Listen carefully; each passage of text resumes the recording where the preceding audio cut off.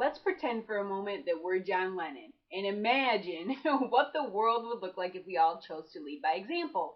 If we learned to listen before we speak, and we knew how to make people feel safe, and we left our ideologies at the door so that we could see people as individuals.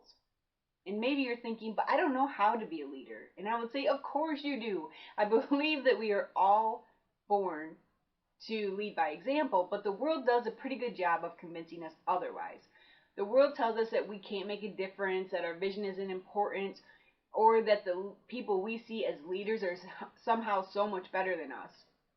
But before I wrote this post, I came across a quote that reminded me just how important it is to lead by example. And this quote was from Paulo Coelho. I have no idea if I'm pronouncing that correctly or not, but this quote came across my LinkedIn feed. And the quote is, "The world is changed by your example, not by your opinion."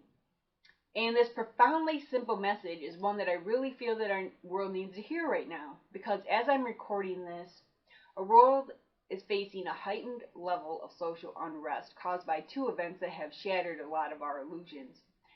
First, the world came to a standstill when COVID-19 was introduced to the masses, and then worldwide protests, both peaceful and violent, erupted after the heinous killing of George Floyd in Minneapolis, Minnesota. And what these two events have made painfully obvious is that our world is begging for people to lead by example. But how do we heed this call? Well, we're going to start today, and we are going to do a couple things. We're first going to figure out what sets a leader apart from a manager.